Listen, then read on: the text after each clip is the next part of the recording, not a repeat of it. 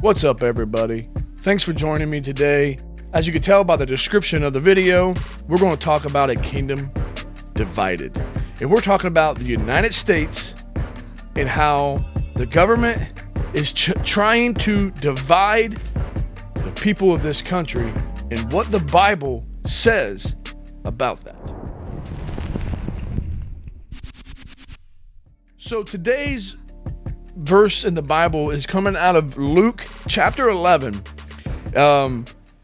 around verse 17, where it says, "Every kingdom divided against itself shall not stand." And it says in verse 18, "If Satan also be divided against himself, how shall his kingdom stand?"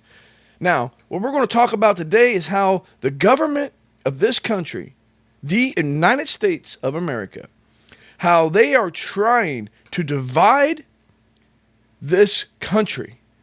And what we're talking about dividing this country, we're talking about how they're turning whites against blacks. And not just whites against blacks, but all of today's different nationalities. You have the government of the United States who can't agree on anything. And it might not even have to do with them just not wanting to agree. They don't want to agree because they don't want to agree. It doesn't make sense. You know, you have all these riots in the streets. The president of the United States comes out, and they are trying their best to separate us as a country. And if you can't see this, you are blind. You are blind if you cannot see and understand what this country is trying to do to us. Okay? You got the president of the United States coming out and talking about racism, and talking about whites, and for God's sakes, he sits there and says and when he was running for his first term, he says, "If you don't vote for me, then you're not black." You got more questions, but I tell you, if you have a problem figuring out whether you're for me or Trump, then you ain't black. And you ain't black. This president that we have right now has destroyed this country. With the gas prices, people say, "Oh, it wasn't Biden's fault." Whatever. His first day in office, he signs a paper, second day, or first, I think it was first day, but I know it was at least the first or second day. He signs a paper that shut down the Keystone Pipeline, okay? And that shut down a lot of the oil coming into this country and what was dropping the prices. Now, if you don't remember, let me refresh your memory. Before Biden took office, Donald Trump had this Keystone Pipeline coming in and got the prices. I'm going to tell you, when I first started driving years ago, and I'm 41 years old, when I first started driving, the average price of gas was $1.10. Okay? $1.10 a gallon. When Trump was in office in his last year, I remember me and my wife going, and we got gas for 79 cents a gallon.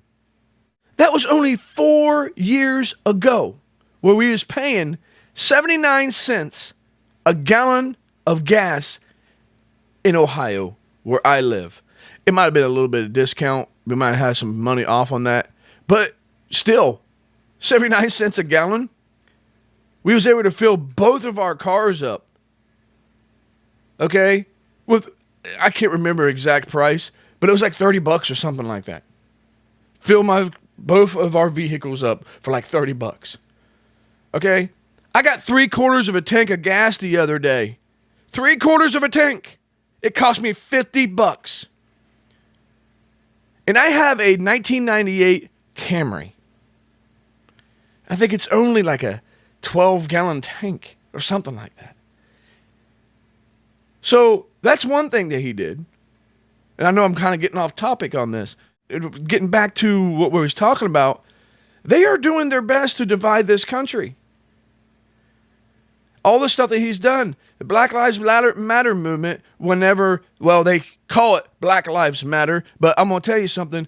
These were riots that was going on, and they was destroying cities, and I've talked about this before. They were destroying cities, burning down people's businesses, and not just everybody's business. You have people fighting for Black Lives Matter and for social justice, and while burning down black-owned businesses.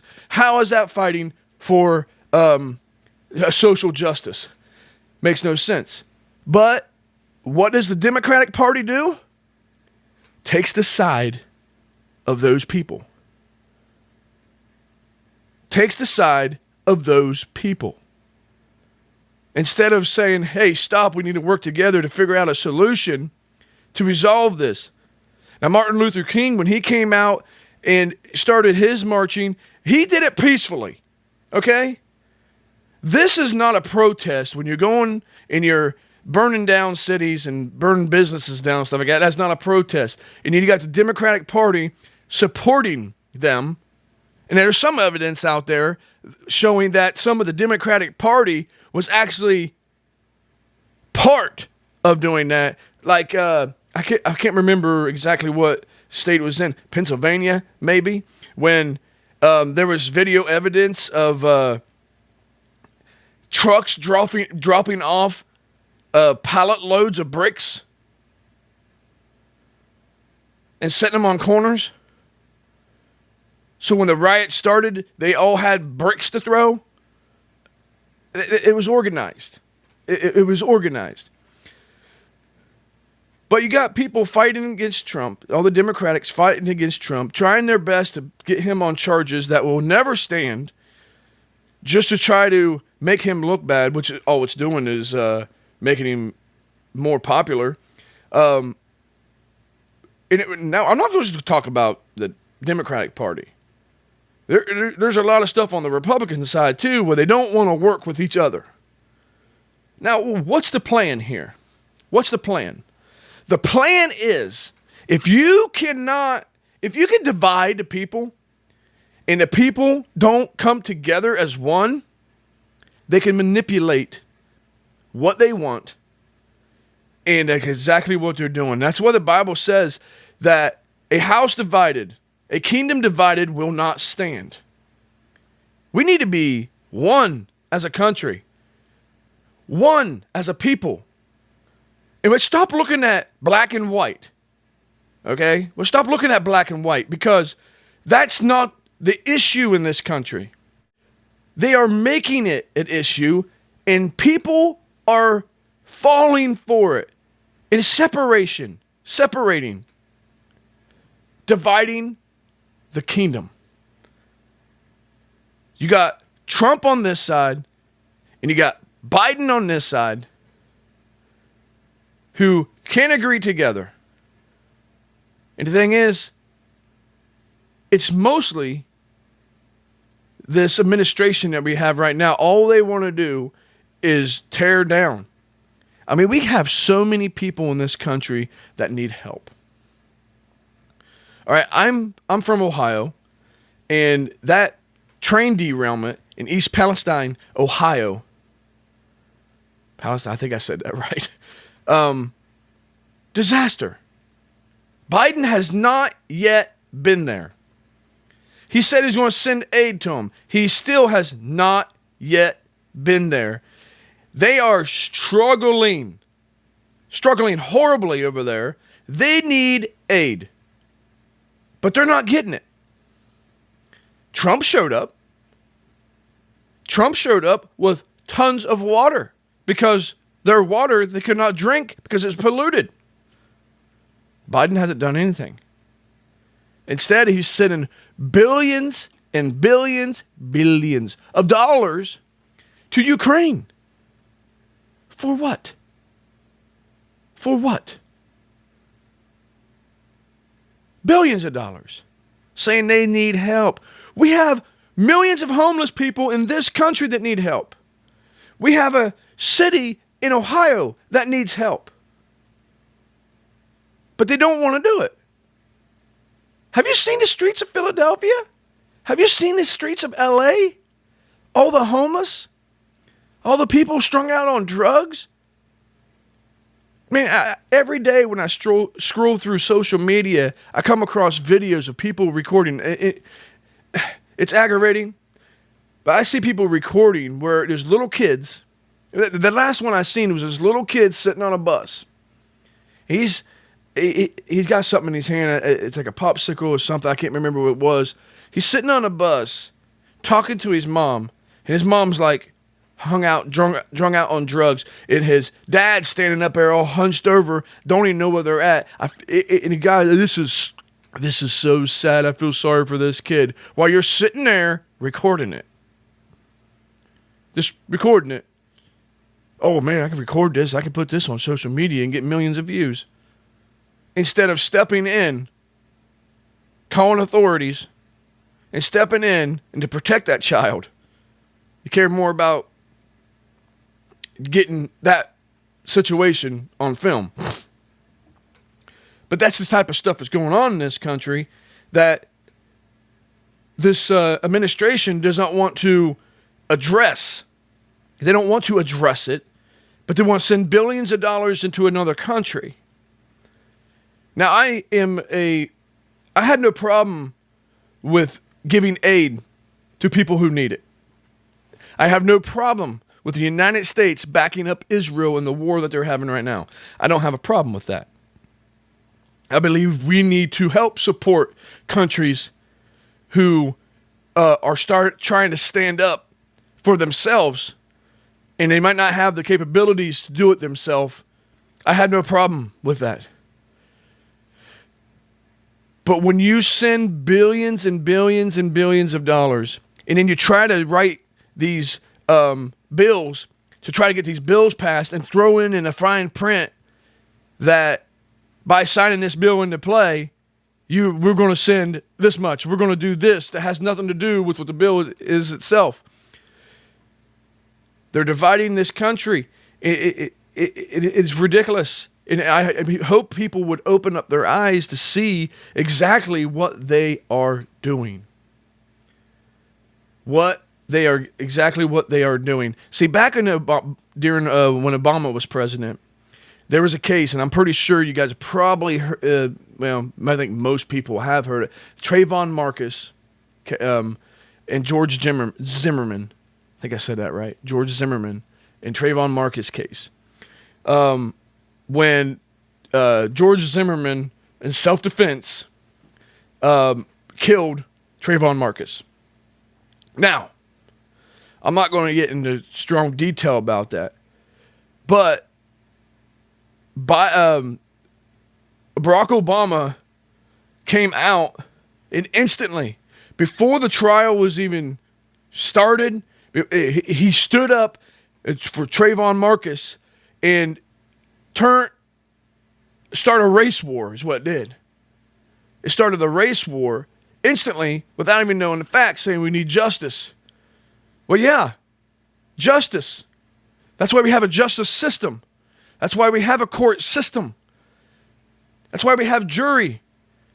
That's why we got to bring forth evidence. And I hope that everybody would open their eyes to see exactly what is going on. And let's get down where the verse talks about it. And it even says in this chapter that if Satan also be divided against himself. See, that Satan has a mission. Satan has a mission. And he's not going to be divided against himself. Okay? He's not going to be divided. Satan and all his little demons that follow along with him, they are on one track, one mind. And that is deceive and turn people away from God. So one track. That's what he wants. And they're all on the same page. And that's why Satan prevails so much in this country and around the world. Jesus is the same way. He has one mission, and that is to bring people to him. So you have the good and you have the evil. And then you come into the United States, and it's not just the United States, it's everywhere. They try to divide us, try to divide our minds. And what's the reason for it? Because if we're divided, we're not strong. We're not strong as a country.